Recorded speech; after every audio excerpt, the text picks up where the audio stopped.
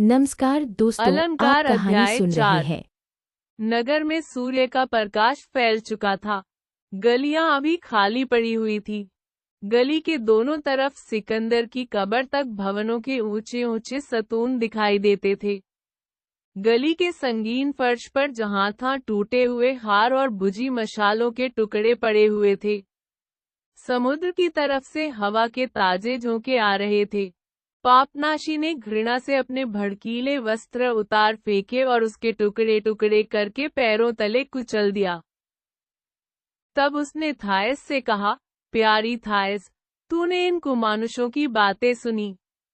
ऐसे कौन से दुर्वचन और अपशब्द हैं जो उनके मुंह से न निकले हों, जैसे मोरी से मैला पानी निकलता है। इन लोगों ने जगत के कर्ता परमेश्वर को नरक की सीढ़ियों पर घसीटा, धर्म और अधर्म की सत्ता पर शंका की, प्रभु मसीह का अपमान किया, और जूदा का यश गया। और वह अंधकार का गीदड़, वह दुर्गंधमय राक्षस, जो इन सभी दुरात्माओं का गुरु घंटाल था, वह पापी मार्कस एरियन खुदी हुई कब्र की भांति मुंह खोल रहा था। पिरे, तूने इन विष्ठा में गोबरेलों को अपनी ओर रैंक कर आते और अपने को उनके गंदे स्पर्श से अपवित्र करते देखा है। तूने औरों को पशुओं की भांति अपने गुलामों के पैरों के पास सोते देखा है। तूने उन्हें पशुओं की भांति उसी फर्श पर संभोग करते देखा है जिस पर वह मदिरा से उन्मत्त होकर कय कर चुके थे। तूने एक मंदबुद्धि, सठियाए हुए बुढ़े को अपना रक्त बहाते देखा है, जो उस शराब से भी गंदा था जो इन भ्रष्टाचारियों ने बहाई थी। ईश्वर को धन्य है, तूने कुवासनाओं का दृश्य देखा और तुझे विदित हो गया कि यह कितनी घृणोत्पादक वस्तु है। थायस, थॉमस, इन कुमागीर दार्शनिकों की भ्रष्टताओं को याद कर और तब सोच कि तू भी उन्हीं के साथ अपने को भ्रष्ट करेगी। उन दोनों कुलटाओं के कटाक्षों को, हाव भाव को, घृणित संकेतों को याद कर, वह कितनी निर्लजता से हंसती थी, कितनी बेहयाई से लोगों को अपने पास बुलाती थी, और तब निर्णय कर कि तू भी उन्हीं के सदृश अपने जीवन का सर्वनाश करती रहेगी।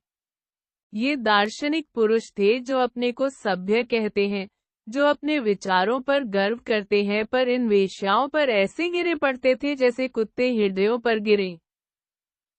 थायस ने रात को जो कुछ देखा और सुना था उससे उसका हृदय ग्लानित और लज्जित हो रहा था। ऐसे दृश्य देखने का उसे यह पहला ही अवसर न था, पर आज का सा असर उसके मन पर कभी न हुआ था।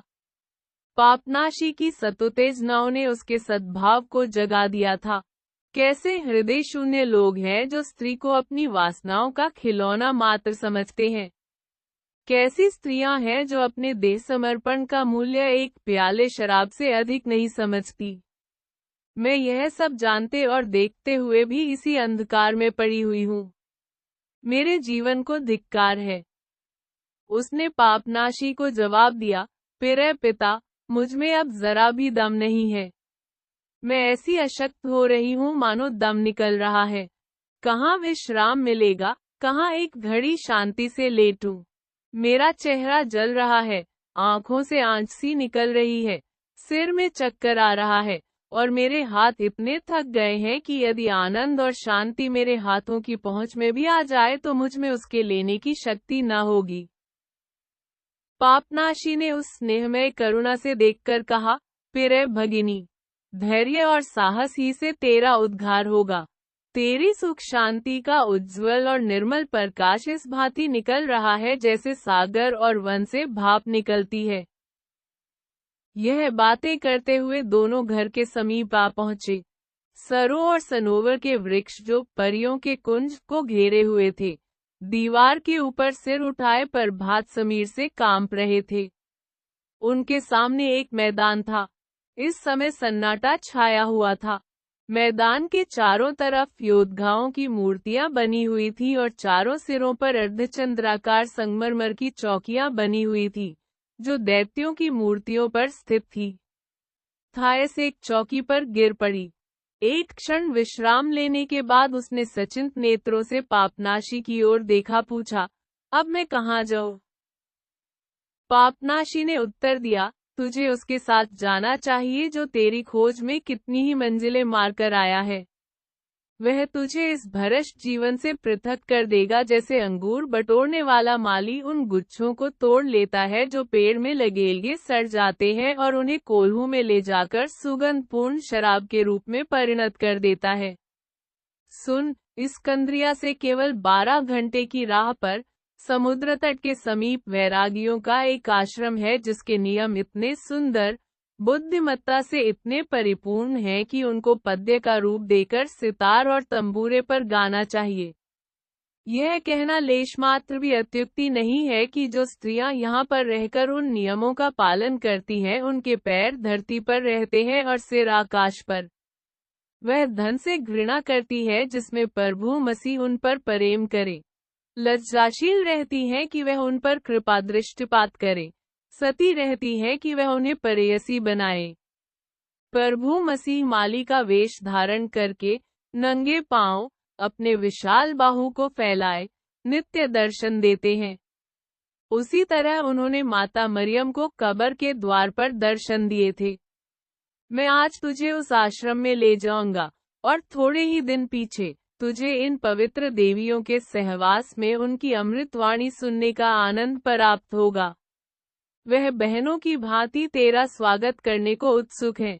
आश्रम के द्वार पर उसकी अध्यक्षिणी माता अल्बीना तेरा मुख चूमेंगी और तुझसे सप्रेम स्वर से कहेंगी, बेटी आ तुझे गोद में ले लूं, मैं तेरे लिए बहुत विकल थी। थायस चकित होकर बोली, अरे अल्बीना, कैसर की बेटी, सम्राट केरस की भतीजी, वह भोग विलास छोड़कर आश्रम में तप कर रही है। पापनाशी ने कहा, हाँ हाँ वही अल्बीना, जो महल में पैदा हुई और सुनहरे वस्त्र धारण करती रही, जो संसार के सबसे बड़े नरेश की पुत्री है, उसे मसीह की दासी का उच्च पद प्राप्त हुआ है। वह अब झोपड़े में रहती है, मोटे वस्त्र पहनती है और कई दिन तक उपवास करती है। वह अब तेरी माता होगी और तुझे अपनी गोद में आश्रय देगी। थायस चौकी पर से उठ बैठी और बोली, मुझे इसी क्षण अल्बीना के आश्रम में ले चलो। पापनाशी ने अपनी सफलता पर मुग्ध होकर कहा, तुझे वहां अवश्य ले चलूंगा और वहां तुझे एक कुटी में रख दूंगा जहां तू अपने पापों का रो रो कर प्रायश्चित करेगी, क्योंकि जब तक तेरे पाप आंसुओं से धुल न जाए तू अल्बीना की अन्य पुत्रियों से मिलजुल नहीं सकती और न मिलना उचित ही है। मैं द्वार पर ताला डाल दूंगा और तू वहां आंसुओं से आर्द्र होकर प्रभु मसीह की प्रतीक्षा करेगी, यहाँ तक कि वह तेरे पापों को क्षमा करने के लिए स्वयं आएंगे और द्वार पर ताला खोलेंगे। और थायस, इसमें अणुमात्र भी संदेह न कर कि वह आएंगे। जब वह अपनी कोमल प्रकाशमय उंगलियां तेरी आंखों पर रखकर तेरे आंसू पोंछेंगे, उस समय तेरी आत्मा आनंद से कैसी पुलकित होगी। उनके स्पर्श मात्र से तुझे ऐसा अनुभव होगा कि कोई प्रेम के हिंडोले में झुला रहा है।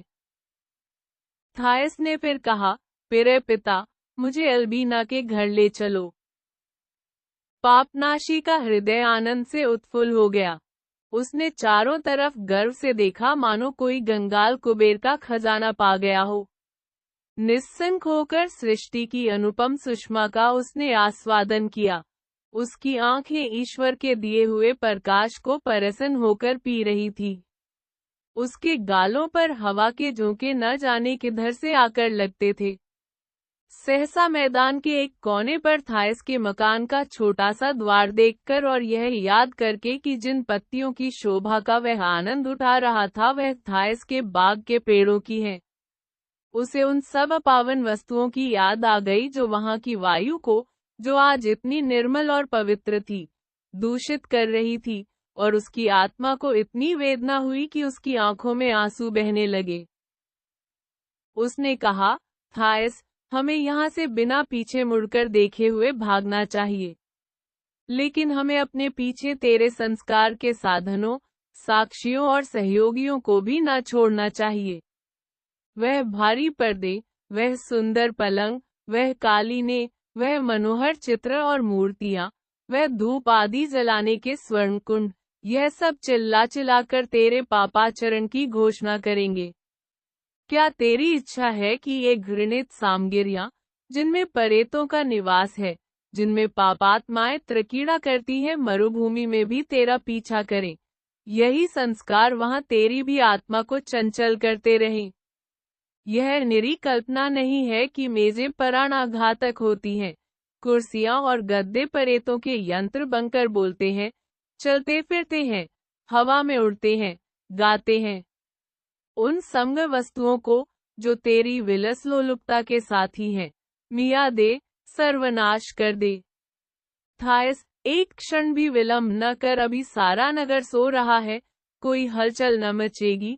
अपने गुलामों को हुक्म दे कि वह स्थान के मध्य में एक चिता बनाए, जिस पर हम तेरे भवन की सारी संपदा की आहुति कर दे। उसी अग्निराशि में तेरे कुसंस्कार जलकर भस्मीभूत हो जाए। थायस ने सहमत होकर कहा, पूज्य पिता, आपकी जैसी इच्छा हो वह कीजिए। मैं भी जानती हूँ कि बहुधा परेतगण निजीर वस्तुओं में रहते हैं। रात सजावट की कोई कोई वस्तु बातें करने लगती है, किंतु शब्दों में नहीं, या तो थोड़ी थोड़ी देर में खटखट की आवाज से, या प्रकाश की रेखाएं परस्फुटित करके। और एक विचित्र बात सुनिए पूज्य पिता, आपने परियों के कुंज के द्वार पर दाहिनी ओर एक नग्न स्त्री की मूर्ति को ध्यान से देखा है।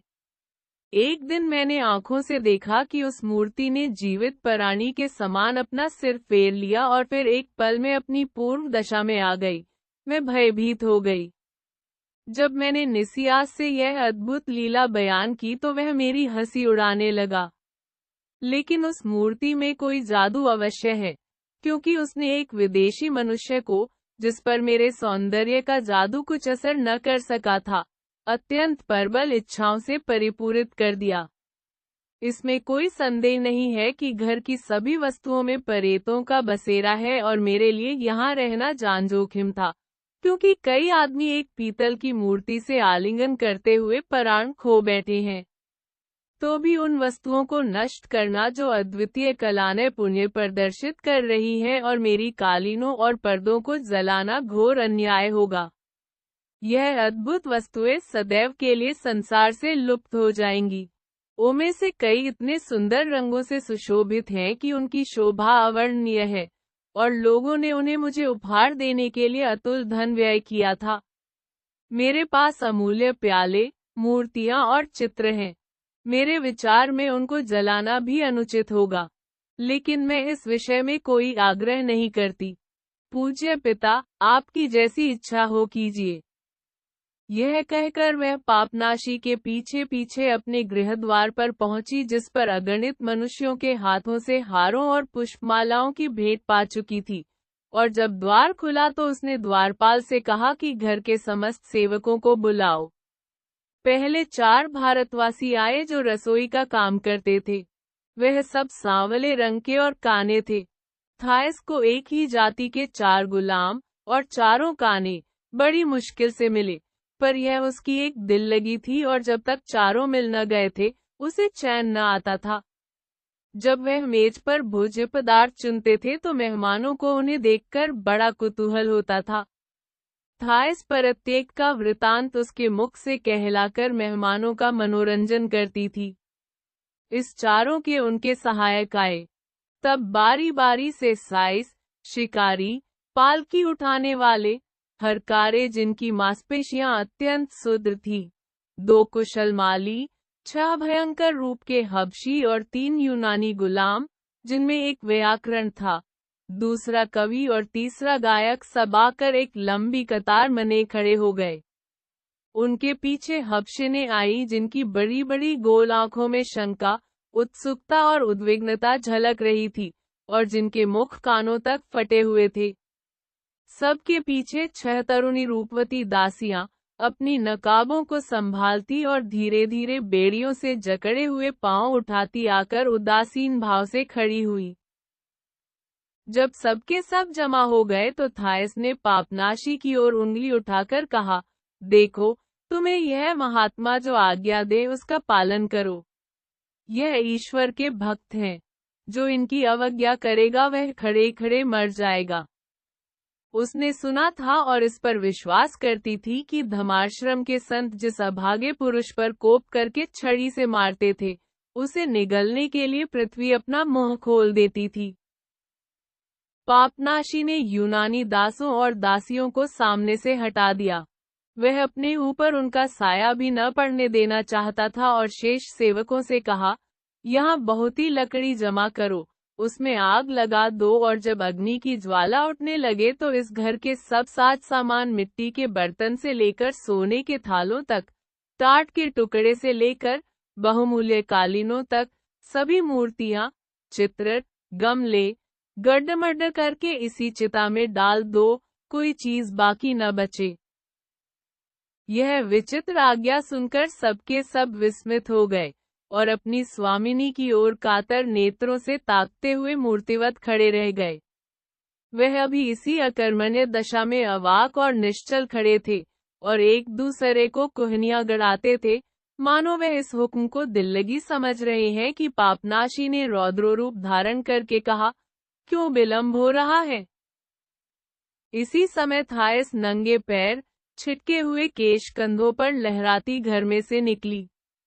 वह भद्दे मोटे वस्त्र धारण किए हुए थी, जो उसके देह स्पर्श मात्र से स्वगीर्य, कामोत्तेजक सुगंधि से परिपूरित जान पड़ते थे। उसके पीछे एक माली एक छोटी सी हाथी दांत की मूर्ति छाती से लगाए लिए आता था। पापनाशी के पास आकर थायस ने मूर्ति उसे दिखाई और कहा, पूज्य पिता, क्या इसे भी आग में डाल दूं? प्राचीन समय की अद्भुत कारीगरी का नमूना है और इसका मूल्य शतगुण स्वर्ण से कम नहीं। इस क्षति की पूर्ति किसी भांति न हो सकेगी, क्योंकि संसार में एक भी ऐसा निपुण मूर्तिकार नहीं है जो इतनी सुंदर एरास, प्रेम का देवता की मूर्ति बना सके। पिता, यह भी स्मरण रखिए कि यह प्रेम का देवता है, इसके साथ निर्दयता करना उचित नहीं। पिता, मैं आपको विश्वास दिलाती हूँ कि प्रेम का अधर्म से कोई संबंध नहीं, और अगर मैं विषय भोग में लिप्त हुई तो प्रेम की प्रेरणा से नहीं, बल्कि उसकी अवहेलना करके, उसकी इच्छा के विरुद्ध व्यवहार करके। मुझे उन बातों के लिए कभी पश्चाताप न होगा जो मैंने उसके आदेश का उल्लंघन करके की है। उसकी कदापि यह इच्छा नहीं है कि स्त्रियां उन पुरुषों का स्वागत करें जो उसके नाम पर नहीं आते। इस कारण इस देवता की प्रतिष्ठा करनी चाहिए। देखिए पिताजी, यह छोटा सा एरास कितना मनोहर है। एक दिन निसियास ने, जो उन दिनों मुझ पर प्रेम करता था, इसे मेरे पास लाकर कहा, आज तो यह देवता यही रहेगा और तुम्हें मेरी याद दिलाएगा। पर इस नटखट बालक ने मुझे निसियास की याद तो कभी नहीं दिलाई। हाँ, एक युवक की याद नित्य दिलाता रहा जो एंटियोक में रहता था और जिसके साथ मैंने जीवन का वास्तविक आनंद उठाया। फिर वैसा पुरुष नहीं मिला, यद्यपि मैं सदैव उसकी खोज में तत्पर रही। अब इस अग्नि को शांत होने दीजिए पिताजी। अतुल धन इसकी भेंट हो चुका। इस बाल मूर्ति को आश्रय दीजिए और इसे सुरक्षित किसी धर्मशाला में स्थान दिला दीजिए। इसे देखकर लोगों के चित्त ईश्वर की ओर प्रवृत्त होंगे, क्योंकि प्रेम स्वभावतः मन में उत्कृष्ट और पवित्र विचारों को जागृत करता है। थायस मन में सोच रही थी कि उसकी वकालत का अवश्य असर होगा और कम से कम यह मूर्ति तो बच जाएगी। लेकिन पापनाशी बाज की भांति झपटा, माली के हाथ से मूर्ति छीन ली, तुरंत उसे चिता में डाल दिया और निर्दय स्वर में बोला, जब यह निसियास की चीज है और उसने इसे स्पर्श किया है तो मुझसे इसकी सिफारिश करना व्यर्थ है। उस पापी का स्पर्श मात्र समस्त विकारों से परिपूरित कर देने के लिए काफी है।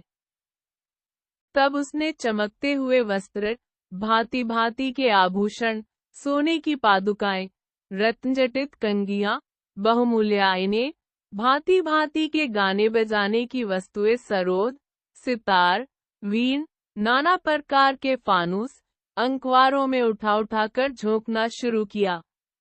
इस प्रकार कितना धन नष्ट हुआ, इसका अनुमान करना है। इधर तो ज्वाला उठ रही थी, चिनगारियां उड़ रही थी, चटाप पटाप की निरंतर ध्वनि सुनाई देती थी। उधर हबशी गुलाम इस विनाशक दृश्य से उन्मत्त होकर तालियां बजाकर और भीषण नाद से चिल्ला चिल्लाकर नाच रहे थे। विचित्र दृश्य था। धर्मोत्साह का कितना भयंकर रूप। इन गुलामों में से कई ईसाई थे। उन्होंने शीघ्र ही इस प्रकार का आशय समझ लिया और घर में ईंधन और आग लाने गए। और उन्हें भी उनका अनुकरण किया, क्योंकि यह सब दरिद्र थे और धन से घृणा करते थे और धन से बदला लेने की उनमें स्वाभाविक प्रवृत्ति थी। जो धन हमारे काम नहीं आता, उसे नष्ट ही क्यों न कर डालें। जो वस्त्र हमें पहनने को नहीं मिल सकते, उन्हें जला ही क्यों न डालें। उन्हें इस प्रवृत्ति की शांत करने का यह अच्छा अवसर मिला। जिन वस्तुओं ने हमें इतने दिनों तक जलाया है, उन्हें आज जला देंगे। चिता तैयार हो रही थी और घर की वस्तुएं बाहर लाई जा रही थी कि पापनाशी ने थायस से कहा, पहले मेरे मन में यह विचार हुआ कि इस्कंद्रिया के किसी चर्च के कोषाध्यक्ष को लाऊं। यदि अभी कोई ऐसा स्थान है जिसे चर्च कहा जा सके और जिसे एरियन के भ्रष्टाचरण से भ्रष्ट न कर दिया, और उसे तेरी संपूर्ण संपत्ति दे दूं कि वह उन्हें अनाथ विधवाओं और बालकों को प्रदान कर दे और इस भांति पाप पार्जित धन का पुनीत उपयोग हो जाए। लेकिन एक क्षण में यह विचार जाता रहा, क्योंकि ईश्वर ने इसकी प्रेरणा न की थी। मैं समझ गया कि ईश्वर को कभी मंजूर न होगा कि तेरे पाप की कमाई यीशु के प्रिय भक्तों को दी जाए।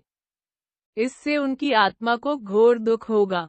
जो स्वयं दरिद्र रहना चाहते हैं, स्वयं कष्ट भोगना चाहते हैं, इसलिए कि इससे उनकी आत्मा शुद्ध होगी, उन्हें यह कलुषित धन देकर उनकी आत्मशुद्धि के प्रयत्न को विफल करना उनके साथ बड़ा अन्याय होगा। इसलिए मैं निश्चय कर चुका हूँ कि तेरा सर्वस्व अग्नि का भोजन बन जाए, एक धागा भी बाकी न रहे। ईश्वर को कोटि धन्यवाद देता हूँ कि तेरी नाकबें और चोलियां और कुर्तियां, जिन्होंने समुद्र की लहरों से भी अगण्य चुंबनों का आस्वादन किया है, आज ज्वाला के मुख और जिह्वा का अनुभव करेंगी। गुलामों, दौड़ो और लकड़ी लाओ और आग लाओ, तेल के कुप्पे लाकर लुका दो, अगर और कपूर और लोहबान छिड़क दो जिसमें ज्वाला और भी प्रचंड हो जाए। और थायस, तू घर में जा, अपने घृणित वस्त्रों को उतार दे, आभूषणों को पैरों तले कुचल दे, और अपने सबसे दीन गुलाम से प्रार्थना कर कि वह तुझे अपना मोटा कुर्ता दे दे। यद्यपि तू इस दान को पाने योग्य नहीं है, जिसे पहनकर वह तेरे फर्श पर झाड़ लगाता है। थायस ने कहा, मैंने इस आज्ञा को शिरोधार्य किया। जब तक चारों भारतीय काने बैठकर आग झोंक रहे थे, हबशी गुलामों ने चिता में बड़े बड़े हाथी दांत, आबनूस और सागौन के संदूक डाल दिए, जो धमाके से टूट गए और उनमें से बहुमूल्य रत्नजटित आभूषण निकल पड़े। अलाव में से धुएं के काले काले बादल उठ रहे थे। तब अग्नि, जो अभी तक सुलग रही थी, इतना भीषण शब्द करके धंधक उठी, मानो कोई भयंकर वनपशु गरज उठा, और ज्वाला जिह्वा, जो सूर्य के प्रकाश में बहुत धुंधली दिखाई देती थी, किसी राक्षस की भांति अपने शिकार को निगलने लगी। ज्वाला ने उत्तेजित होकर गुलामों को भी उत्तेजित किया। वे दौड़ दौड़ कर भीतर से चीजें बाहर लाने लगे। कोई मोटी मोटी कालीनें घसीटे चला आता था, कोई वस्त्र के गट्ठर ले दौड़ा आता था। जिन नकाबों पर सुनहरा काम किया हुआ था, जिन पर्दों पर सुंदर बेलबूटे बने हुए थे, सभी आग में झोंक दिए गए। अग्नि मुंह पर नकाब नहीं डालना चाहती और न उसे पर्दों से प्रेम है। वह भीषण और नग्न रहना चाहती है। तब लकड़ी के सामानों की बारी आई। भारी मेज, कुर्सियां, मोटे मोटे गद्दे, सोने की परियों से सुशोभित पलंग गुलामों से उठते ही न थे। 3 बलिष्ठ हबशी परियों की मूर्तियां छाती से लगाए हुए लाए। इन मूर्तियों में एक इतनी सुंदर थी कि लोग उससे स्त्री का सा प्रेम करते थे।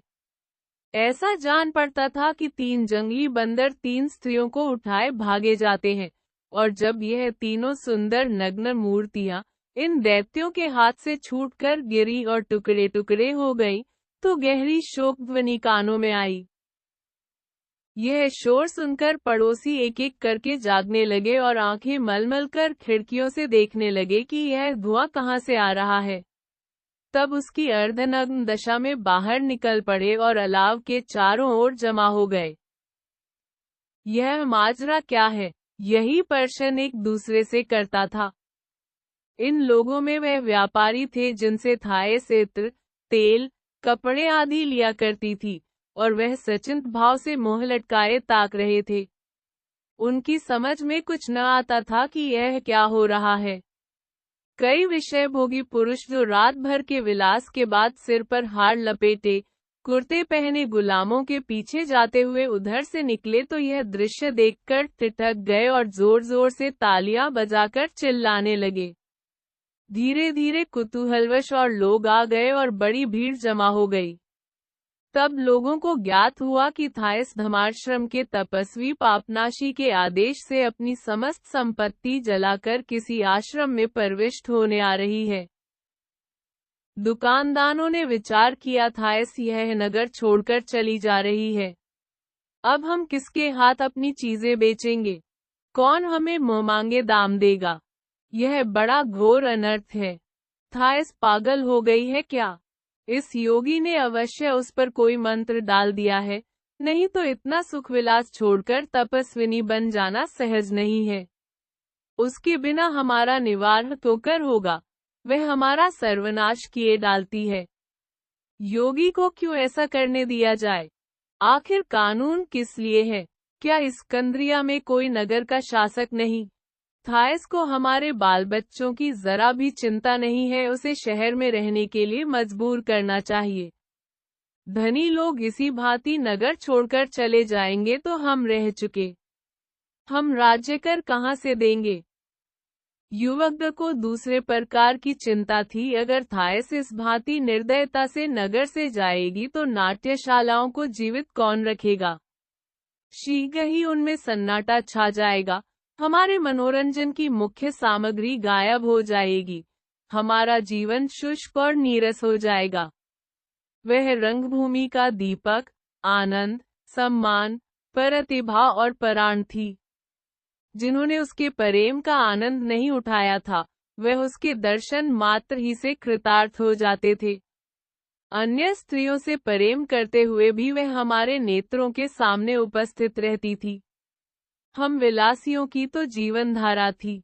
केवल यह विचार कि वह इस नगर में उपस्थित है, हमारी वासनाओं को उद्दीप्त किया करता था। जैसे जल की देवी वृष्टि करती है, अग्नि की देवी जलाती है, उसी भांति यह आनंद की देवी हृदय में आनंद का संचार करती थी। समस्त नगर में हलचल मची हुई थी। कोई पापनाशी को गालियां देता था, कोई ईसाई धर्म को और कोई स्वयं प्रभु मसीह को सलवाते सुनाता था, और थाएस के त्याग की भी बड़ी तीव्र आलोचना हो रही थी। ऐसा कोई समाज न था जहां कोहराम न मचा हो। यूं मुंह छिपाकर जाना लज्जास्पद है। यह कोई भलमनसाहत नहीं है। अजी, यह तो हमारे पेट की रोटियां छीने लेती है। वह आने वाली संतान को अरसिक बनाए देती है। अब उन्हें रसिकता का उपदेश कौन देगा? अजी, उसने तो अभी हमारे हारों के दाम भी नहीं दिए। मेरे भी 50 जोड़ों के दाम आते हैं। सभी का कुछ न कुछ उस पर आता है। जब वह चली जाएगी तो नायिकाएं का पाठ कौन खेलेगा? इस क्षति की पूर्ति नहीं हो सकती। उसका स्थान सदैव रिक्त रहेगा। उसके द्वार बंद हो जाएंगे तो जीवन का आनंद ही जाता रहेगा। वह इस्कंद्रिया के गगन का सूर्य थी। इतनी देर में नगर भर के भिक्षुक, अपंग, लूले, लंगड़े, कोढ़ी, अंधे सब उस स्थान पर जमा हो गए और जली हुई वस्तुओं को टटोलते हुए बोले, अब हमारा पालन कौन करेगा? उसकी मेज का जूठन खाकर 200 अभागों के पेट भर जाते थे। उसके प्रेमीगण चलते समय हमें मुठियां भर रुपए पैसे दान कर देते थे। चोरचकारों की भी बनाई। वह भी आकर इस भीड़ में मिल गए और शोर मचा कर अपने पास के आदमियों को केलने लगे कि दंगा हो जाए और उस गोलमाल में हम भी किसी वस्तु पर हाथ साफ करें। यद्यपि बहुत कुछ जल चुका था, फिर भी इतना शेष था कि नगर के सारे चोर चंडाल अयाची हो जाते। इस हलचल में केवल एक वृद्ध मनुष्य स्थिर चित दिखाई देता था।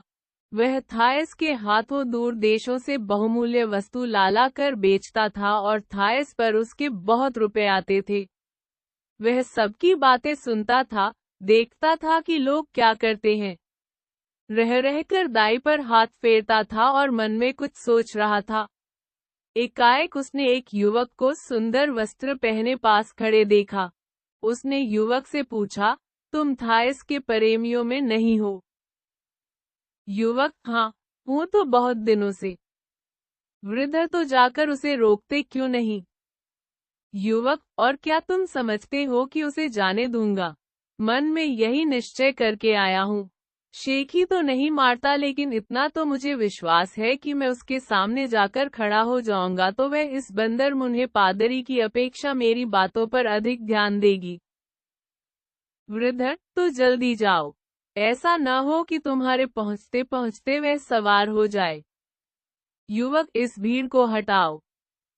वृद्ध व्यापारी ने हटो जगह 2 का गुल मचाना शुरू किया और युवक घूसों और ठोकरों से आदमियों को हटाता, वृद्धों को गिराता, बालकों को कुचलता, अंदर पहुंच गया और थायस का हाथ पकड़कर धीरे से बोला, पिरे, मेरी ओर देखो।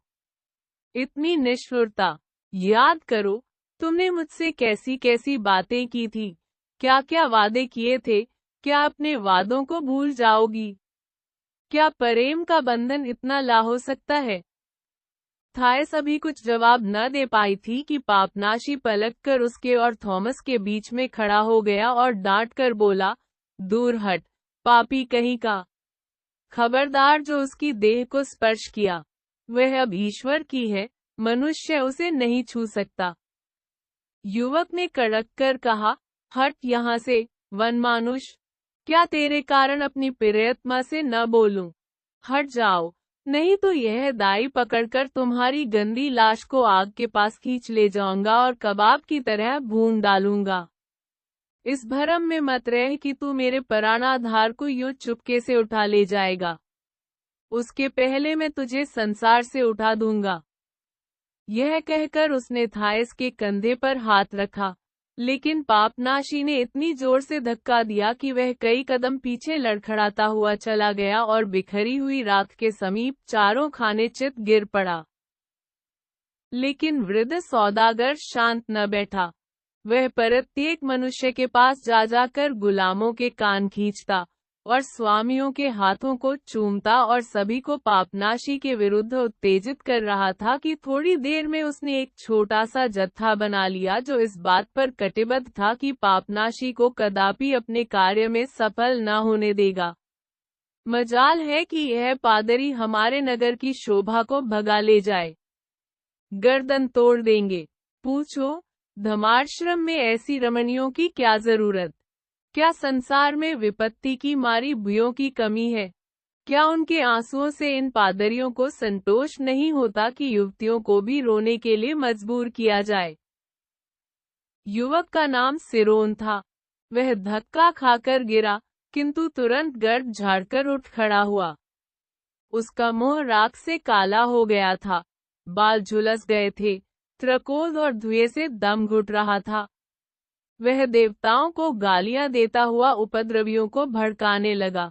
पीछे भिखारियों का दल उत्पात मचाने पर उद्यत था। एक क्षण में पापनाशी तने हुए घूंसों, उठी हुई लाठियों और अपमानसूचक अपशब्दों के बीच में घिर गया। एक ने कहा, मारकर कौवों को खिला दो, नहीं जला दो, जीता आग में डाल दो, जलाकर भस्म कर दो। लेकिन पापनाशी जरा भी भयभीत न हुआ। उसने थायस को पकड़कर खींच लिया और मेघ की भांति गर्ज कर बोला, ईश्वर द्रोहियों, इस कपोत को ईश्वरीय बीज के चंगुल से छुड़ाने की चेष्टा मत करो। तुम आज जिस आग में जल रहे हो, उसमें जलने के लिए उसे विवश मत करो, बल्कि उसकी रीस करो और उसी की भांति अपने खोटे को भी खरा कंचन बना दो।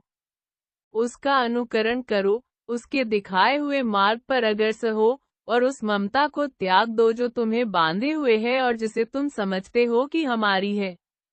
विलंब न करो, हिसाडा का दिन निकट है और ईश्वर की ओर से वज्राघात होने वाला ही है। अपने पापों पर पछताओ, उनका प्रायश्चित करो, तौबा करो, रो और ईश्वर से क्षमा प्रार्थना करो। थायस के पदचिह्नों पर चलो, अपनी कुवासनाओं से घृणा करो जो उससे किसी भांति कम नहीं है। तुम में से कौन इस योग्य है, चाहे वह धनी हो या कंगाल, दास हो या स्वामी, सिपाही हो या व्यापारी, जो ईश्वर के सम्मुख खड़ा होकर दावे के साथ कह सके कि मैं किसी वेश्या से अच्छा हूँ। तुम सब के सब सजीव दुर्गंध के सिवा और कुछ नहीं हो, और यह ईश्वर की महान दया है कि वह तुम्हें एक क्षण में कीचड़ की मोरियां नहीं बना डालता। जब तक वह बोलता रहा, उसकी आंखों से ज्वालसी निकल रही थी। ऐसा जान पड़ता था कि उसके मुख से आग के अंगारे बरस रहे हैं। जो लोग वहां खड़े थे, इच्छा न रहने पर भी मंत्र मुग्ध से खड़े उसकी बातें सुन रहे थे। किंतु वह वृद्ध व्यापारी ऊधम मचाने में अत्यंत प्रवीण था। वह अब भी शांत न हुआ। उसने जमीन से पत्थर के टुकड़े और घोंघे चुन लिए और अपने कुर्ते के दामन में छिपा लिए, किंतु स्वयं उन्हें फेंकने का साहस न करके उसने वह सब चीजें भिक्षुकों के हाथों में दे दी। फिर क्या था, पत्थरों की वर्षा होने लगी और एक घोंघा पापनाशी के चेहरे पर ऐसा आकर बैठा कि घाव हो गया। रक्त की धारा पापनाशी के चेहरे पर बह बहकर त्यागिनी थायस के सिर पर टपकने लगी, मानो उसे रक्त के बपतिस्मा से पुनः संस्कृत किया जा रहा था। थायस को योगी ने इतनी जोर से भींच लिया था कि उसका दम घुट रहा था और योगी के खुरखुरे वस्त्र से उसका कोमल शरीर छिल जाता था। इस असमंजस में पड़े हुए, घृणा और त्रकोध से उसका मुख लाल हो रहा था। इतने में एक मनुष्य भड़कीले वस्त्र पहने, जंगली फूलों की एक माला सिर पर लपेटे भीड़ को हटाता हुआ आया और चिल्लाकर बोला, ठहरो, ठहरो, यह उत्पात क्यों मचा रहे हो? यह योगी मेरा भाई है। यह निसियास था, जो वृद्ध यूत्रकसिटीज कसे कब्र में सुलाकर इस मैदान में होता हुआ घर लौटा जा रहा था। देखा तो अलाव जल रहा है, उसमें भांति भांति की बहुमूल्य वस्तुएं पड़ी सुलग रही हैं। थायस एक मोटी चादर ओए खड़ी है और पापनाशी पर चारों ओर से पत्थरों की बौछार हो रही है। वह यह दृश्य देखकर विस्मित तो नहीं हुआ, वह आवेशों से वशीभूत न होता था। हाँ, ठिठक गया और पापनाशी को इस आक्रमण से बचाने की चेष्टा करने लगा। उसने फिर कहा, मैं मना कर रहा हूँ, ठहरो, पत्थर न फेंको। यह योगी मेरा प्रिय सहपाठी है। मेरे प्रिय मित्र पापनाशी पर अत्याचार मत करो। किंतु उसकी ललकार का कुछ असर न हुआ। जो पुरुष न्यायिकों के साथ बैठा हुआ बाल की खाल निकालने ही में कुशल हो, उसमें वह नेतृत्व शक्ति कहाँ जिसके सामने जनता के सिर झुक जाते हैं। पत्थरों और घोंघों की दूसरी बौछार पड़ी, किंतु पापनाशी थायस को अपनी देह से रक्षित किए हुए पत्थरों की चोटें खाता था और ईश्वर को धन्यवाद देता था जिसकी दया दृष्टि उनके घावों पर मरहम रखती हुई जान पड़ती थी। निसियास ने जब देखा कि यहाँ मेरी कोई नहीं सुनता और मन में यह समझकर कि मैं अपने मित्र की रक्षा न तो बल से कर सकता हूँ न वाचातुरी से, उसने सब कुछ ईश्वर पर छोड़ दिया। यद्यपि ईश्वर पर उसे अणुमात्र भी विश्वास न था, सहसा उसे एक उपाय सूझा। इन प्राणियों को वह इतना नीच समझता था कि उसे अपने उपाय की सफलता पर जरा भी संदेह न रहा। उसने तुरंत अपनी थैली निकाल ली, जिसमें रुपए और अशर्फियां भरी हुई थी। वह बड़ा उदार, विलासपरमी पुरुष था और उन मनुष्यों के समीप जाकर जो पत्थर फेंक रहे थे, उनके कानों के पास मुद्राओं को उसने खनखनाया। पहले तो वे उससे इतने झल्लाए हुए थे, लेकिन शीघ्र ही सोने की झंकार ने उन्हें लुब्ध कर दिया। उनके हाथ नीचे को लटक गए।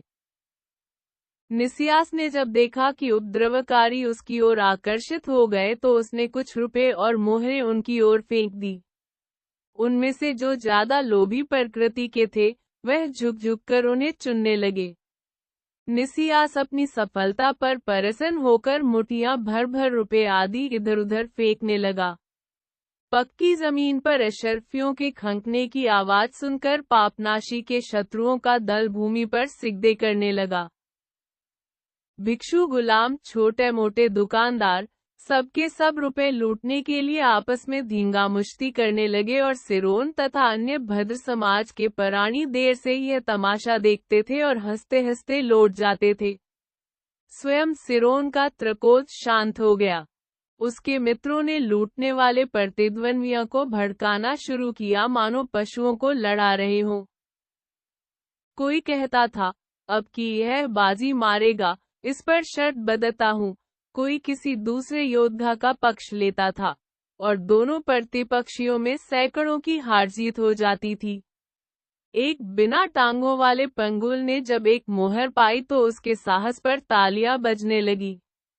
यहाँ तक कि सबने उस पर फूल बरसाए। रुपये लुटाने का तमाशा देखते देखते यह युवक वृंद इतने खुश हुए कि स्वयं लुटाने लगे और एक क्षण में समस्त मैदान में सिवाय पीठों के उठने और गिरने के और कुछ दिखाई ही न देता था, मानो समुद्र की तरंगे चांदी सोने के सिक्कों के तूफान से आंदोलित हो रही हो। पापनाशी को किसी की सुध ही न रही। तब निसियास उसके पास लपक कर गया। उसने अपने लबादे में छिपा लिया और थायस को उसके साथ एक पास की गली में खींच ले गया जहां विद्रोहियों से उनका गला छूटा। कुछ देर तक तो वह चुपचाप दौड़े, लेकिन जब उन्हें मालूम हो गया कि हम काफी दूर निकल आए और इधर कोई हमारा पीछा करने न आएगा तो उन्होंने दौड़ना छोड़ दिया। निसियास ने परिहासपूर्ण स्वर में कहा, लीला समाप्त हो गई, अभिनय का अंत हो गया। थायस अब नहीं रुक सकती। वह अपने उद्धारकर्ता के साथ अवश्य जाएगी, चाहे वह उसे जहां ले जाए। थायस ने उत्तर दिया, हाँ निसियास, तुम्हारा कथन सर्वथा निमूर नहीं है। मैं तुम जैसे मनुष्यों के साथ रहते रहते तंग आ गई हूँ, जो सुगंध से बसे, विलास में डूबे हुए, सहृदय आत्मसेवी प्राणी हैं। जो कुछ मैंने अनुभव किया है, उससे मुझे इतनी घृणा हो गई है कि अब मैं अज्ञात आनंद की खोज में जा रही हूँ। मैंने उस सुख को देखा है जो वास्तव में सुख नहीं था, और मुझे एक गुरु मिला है जो बतलाता है कि दुख और शोक ही में सच्चा आनंद है। मेरा उस पर विश्वास है क्योंकि उसे सत्य का ज्ञान है। निसियास ने मुस्कुराते हुए कहा, और फिर ये, मुझे तो संपूर्ण सत्यों का ज्ञान प्राप्त है। वह केवल एक ही सत्य का ज्ञाता है, मैं सभी सत्यों का ज्ञाता हूँ। इस दृष्टि से तो मेरा पद उसके पद से कहीं ऊंचा है, लेकिन सच पूछो तो इससे न कुछ गौरव प्राप्त होता है, न कुछ आनंद। तब यह देखकर कि पापनाशी मेरी ओर तापमय नेत्रों से ताक रहा है, उसने संबोधित करके कहा, प्रिय मित्र पापनाशी, यह मत सोचो कि मैं तुम्हें निरा बुद्धू, पाखंडी या अंधविश्वासी समझता हूँ। यदि मैं अपने जीवन की तुम्हारे जीवन से तुलना करूं, तो मैं स्वयं निश्चय न कर सकूंगा कि कौन श्रेष्ठ है। मैं अभी यहाँ से जाकर स्नान करूंगा, दासों ने पानी तैयार कर रखा होगा, तब उत्तम वस्त्र पहनकर एक तीतर के डैनों का नाश्ता करूंगा और आनंद से पलंग पर लेटकर कोई कहानी पूगा या किसी दार्शनिक के विचारों का आस्वादन करूंगा। यद्यपि ऐसी कहानियां बहुत पढ़ चुका हूं और दार्शनिकों के विचारों में भी कोई मौलिकता या नवीनता नहीं रही। तुम अपनी कुटी में लौटकर जाओगे और वहां किसी सिधाए हुए ऊंट की भांति झुंडकर कुछ जुगाली सी करोगे। कदाचित कोई 1000 बार के चबाए हुए शब्दाडंबर को फिर से चबाओगे और संध्या समय बिना बघारी हुई भाजी खाकर जमीन पर लेटे रहोगे। किंतु बंधुवर, यद्यपि हमारे और तुम्हारे मार्ग पृथक है, यद्यपि हमारे और तुम्हारे कार्यक्रम में बड़ा अंतर दिखाई पड़ता है, लेकिन वास्तव में हम दोनों एक ही मनोभाव के अधीन कार्य कर रहे हैं, वही जो समस्त मानव कृत्यों का एकमात्र कारण है। हम सभी सुख के इच्छुक हैं, सभी एक ही लक्ष्य पर पहुंचना चाहते हैं। सभी का अभीष्ट एक ही है, आनंद, अपर्याप्त आनंद, असंभव आनंद।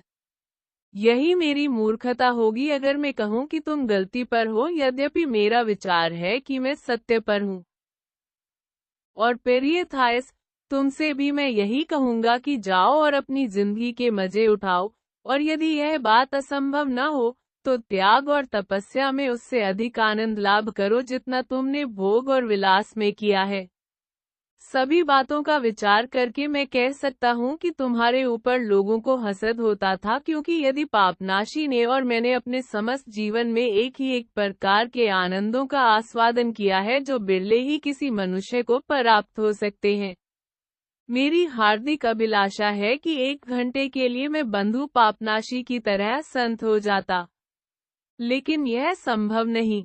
इसलिए तुमको भी विदा करता हूँ। जाओ जहाँ प्रकृति की गुप्त शक्तियाँ और तुम्हारा भाग्य तुम्हें ले जाए। जाओ जहाँ तुम्हारी इच्छा हो। निसियास की शुभेच्छाएं तुम्हारे साथ रहेंगी। मैं जानता हूँ कि इस समय अनर्गल बातें कर रहा हूँ, इस पर असार शुभकामनाओं और निर्मूल पछतावे के सिवाय मैं उस सुखमय भ्रांति का क्या मूल्य दे सकता हूँ जो तुम्हारे प्रेम के दिनों में मुझ पर छाई रहती थी और जिसकी स्मृति छाया की भांति मेरे मन में रह गई है।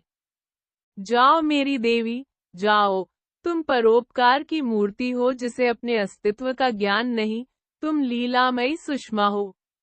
नमस्कार है उस सर्वश्रेष्ठ सवोत्कृष्ट माया मूर्ति को जो प्रकृति ने किसी अज्ञात कारण से इस असार मायावी संसार को प्रदान की है।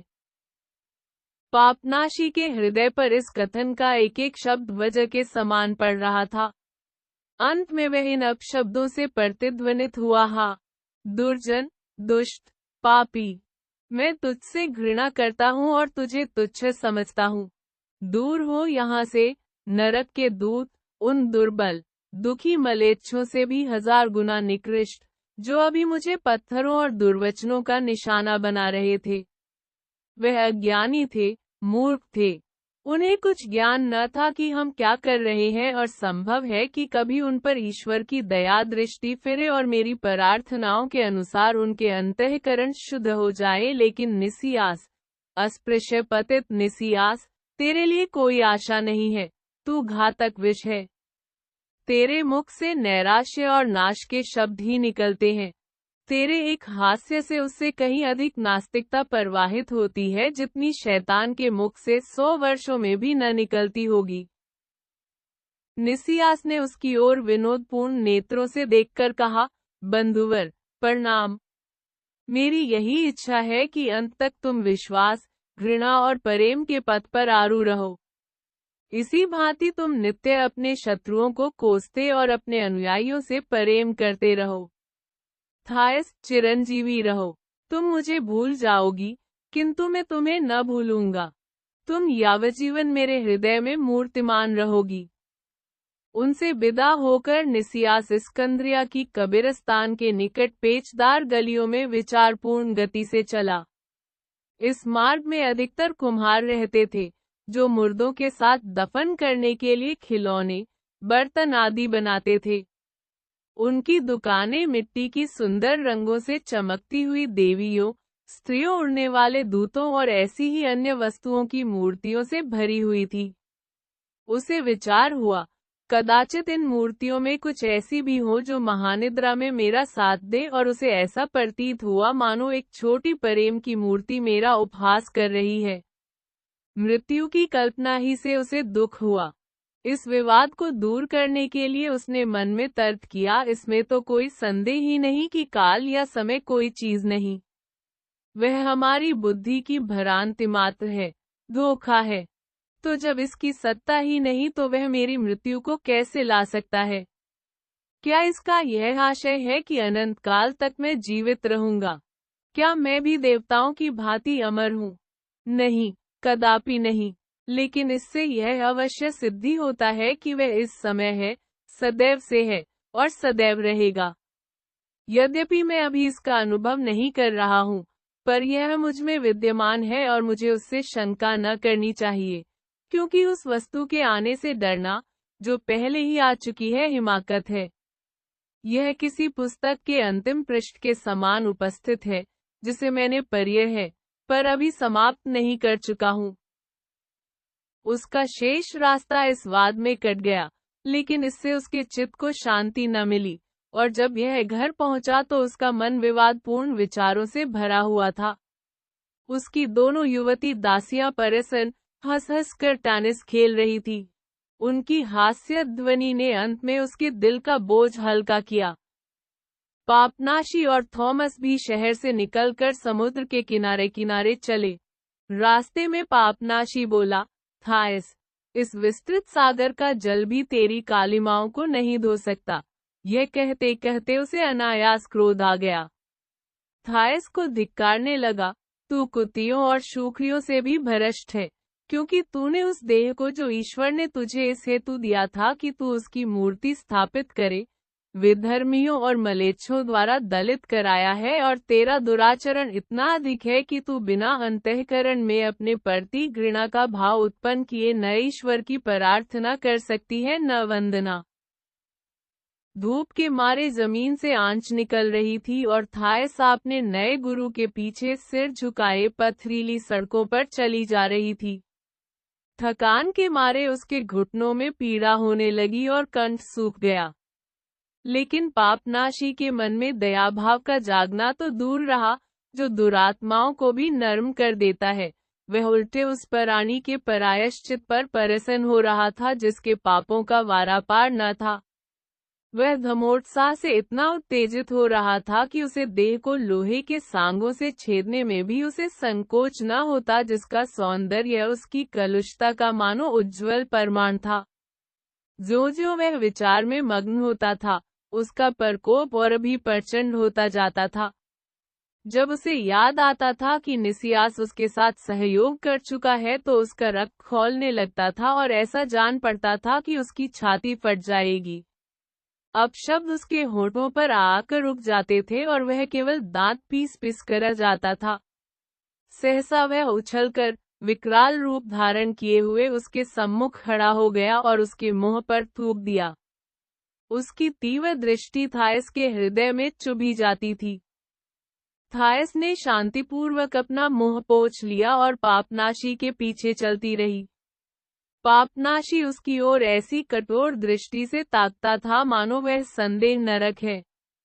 उसे यह चिंता हो रही थी कि मैं इससे प्रभु मसीह का बदला क्यों कर लूं, क्योंकि थायस ने मसीह को अपने कुकृत्यों से इतना उत्पीड़ित किया था कि उन्हें स्वयं उसे दंड देने का कष्ट न उठाना पड़े। अकस्मात उसे रुधिर की एक बूंद दिखाई दी जो थायस के पैरों से बहकर मार्ग पर गिरी थी। उसे देखते ही पापनाशी का हृदय दया से प्लावित हो गया, उसकी कठोर आकृति शांत हो गई। उसके हृदय में एक ऐसा भाव प्रविष्ट हुआ जिससे वह अभी अनभिज्ञ था। वह रोने लगा, सिसकियों का तार बंध गया।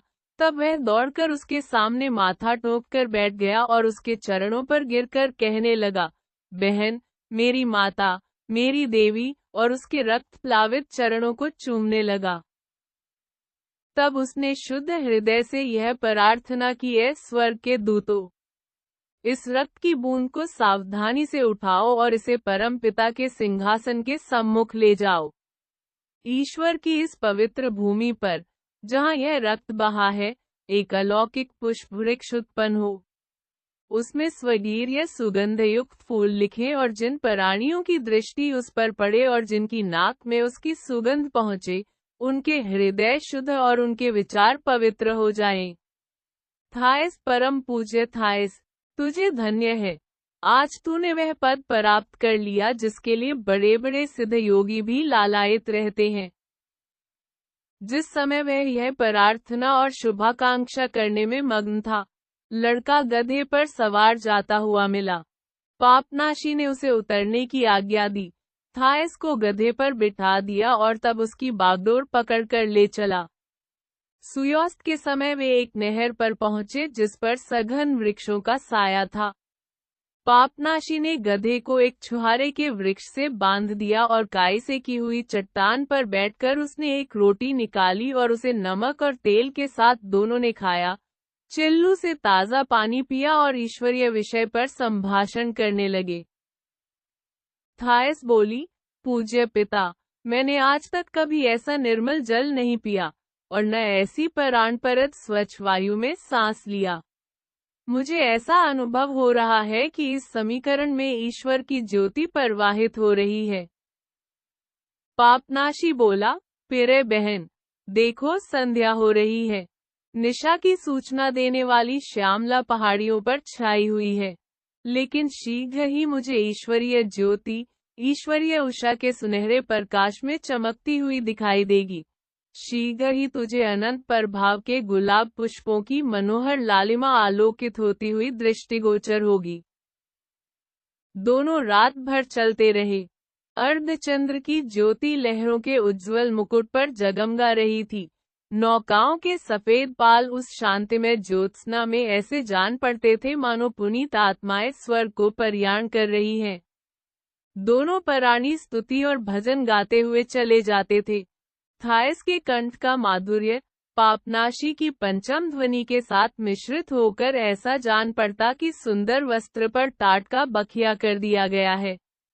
जब दिनकर ने अपना प्रकाश फैलाया तो उनके सामने लाइबिया की मरुभूमि एक विस्तृत सिंह चर्म की भांति फैली हुई दिखाई दी। मरुभूमि के उस सिरे पर कई छुहारे के वृक्षों के मध्य में कई सफेद झोपड़ियां प्रभात के मंद प्रकाश में झलक रही थी।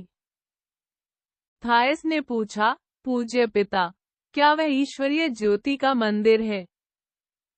हाँ प्रिय बहन, मेरी प्रिय पुत्री, वही मुक्तिगृह है, जहाँ मैं तुझे अपने ही हाथों से बंद करूंगा। एक क्षण में उन्हें कई स्त्रियां झोपड़ियों के आसपास कुछ काम करती हुई दिखाई दी, मानो मधुमक्खियां अपने छत्तों के पास भिन रही हों। कई स्त्रियां रोटियां पकाती थी, कई शाक भाजी बना रही थी, बहुत ही स्त्रियां ऊन काट रही थी और आकाश की ज्योति उन पर इस भांति पड़ रही थी मानो परम पिता की मधुर मुस्कान है। और कितनी ही तपस्विनियां जौ के वृक्षों के नीचे बैठी ईश्वर वंदना कर रही थी। उनके गोरे गोरे हाथ दोनों किनारे लटके हुए थे, क्योंकि ईश्वर के प्रेम से परिपूर्ण हो जाने के कारण वह हाथों से कोई काम न करती थी, केवल ध्यान, आराधना और स्वगीर्य आनंद में निमग्न रहती थी। इसलिए उन्हें माता मरियम की पुत्रियां कहते थे और वह उज्जवल वस्त्र ही धारण करती थी।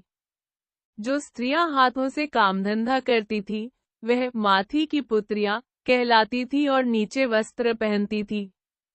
सभी स्त्रियां कंटोप लगाती थी, केवल युवतियां बालों के 2-4 गुच्छे माथे पर निकाले रहती थी। संभवतः वह आप ही आप बाहर निकल आते थे, क्योंकि बालों को संवारना या दिखाना नियमों के विरुद्ध था।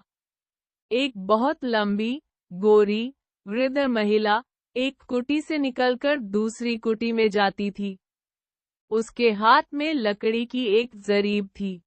पापनाशी बड़े अदब के साथ उसके समीप गया, उसकी नकाब के किनारों का चुंबन किया और बोला, पूज्या अल्बीना, परम पिता तेरी आत्मा को शांति दे। मैं उस छत्ते के लिए जिसकी तू रानी है, एक मक्खी लाया हूँ जो पुष्पहीन मैदानों में इधर उधर भटकती फिरती थी। मैंने इसे अपनी हथेली में उठा लिया और अपने श्वासोच्छ्वास से पुंजीर्वित किया। मैं इसे तेरी शरण में लाया हूँ। यह कहकर उसने थायस की ओर इशारा किया। थायस तुरंत कैसर की पुत्री के सम्मुख घुटनों के बल बैठ गई। अल्बीना ने थायस पर एक मर्मभेदी दृष्टि डाली, उसे उठने को कहा, उसके मस्तक का चुंबन किया और तब योगी से बोली, हम इसे माता मरियम की पुत्रियों के साथ रखेंगे।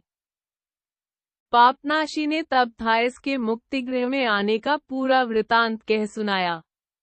ईश्वर ने कैसे उसे प्रेरणा की, कैसे वह इस्कंद्रिया पहुंचा और किन किन उपायों से उसके मन में उसने प्रभु मसीह का अनुराग उत्पन्न किया। इसके बाद उसने प्रस्ताव किया कि थायस को किसी कुटी में बंद कर दिया जाए, जिससे वह एकांत में अपने पूर्व जीवन पर विचार करे, आत्मशुद्धि के मार्ग का अवलंबन करे। मठ की अध्यक्षिणी इस प्रस्ताव से सहमत हो गई। वह थायस को एक कुटी में ले गई जिसे कुमारी लीटा ने अपने चरणों से पवित्र किया था और जो उसी समय से खाली पड़ी हुई थी। इस तंग कोठरी में केवल एक चारपाई, एक मेज और एक घड़ा था, और जब थायस ने उसके अंदर कदम रखा, तो चौखट को पार करते ही उसे कथनीय आनंद का अनुभव हुआ। पापनाशी ने कहा, मैं स्वयं द्वार को बंद करके उस पर एक मुहर लगा देना चाहता हूँ, जिसे प्रभु मसीह स्वयं आकर अपने हाथों से तोड़ेंगे। वह उसी क्षण पास की जलधारा के किनारे गया, उसमें से मुट्ठी भर मिट्टी ली, उसमें अपने मुंह का थूक मिलाया और उसे द्वार के दरवाजों पर मद दिया। तब खिड़की के पास आकर जहां थायस शांतचित्त और परसन्मुख बैठी हुई थी, उसने भूमि पर सिर झुकाकर 3 बार ईश्वर की वंदना की। ओहो, उस स्त्री के चरण कितने सुंदर है जो सन्मार्ग पर चलती है।